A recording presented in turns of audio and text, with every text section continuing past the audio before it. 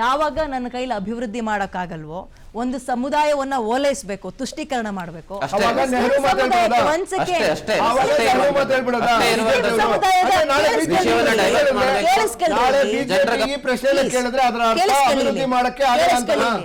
RSS ಅನ್ನುವ ಗುಮ್ಮದ label ಇಟ್ಕೊಂಡು ನೋಡ್ರಿ, ಮುಸ್ಲಿಮರು ಇವ್ರು ಬಂದ್ಬಿಟ್ರೆ ನಿಮ್ಮನ್ನು ತುಳಿತಾರೆ, ಇವ್ರು ಬಂದ್ಬಿಟ್ರೆ ಓಡಿಸ್ತಾರೆ.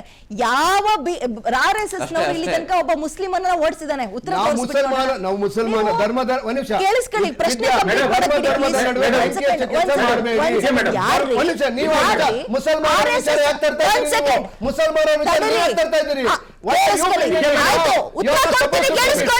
ಮುಸಲ್ಮಾನ ಹೆಸರು ಯಾಕ್ತಂದೆ ಅಂತ.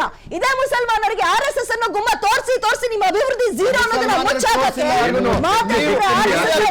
RSS ಅಂತೀರಾ? 3 ವರ್ಷದಲ್ಲಿ ಅಭಿವೃದ್ಧಿ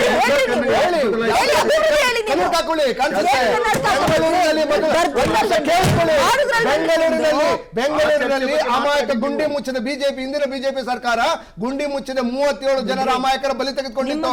ಆ ಗುಂಡಿಯನ್ನು ನಾವು 10,000 ಕೋಟಿಯನ್ನು 10,000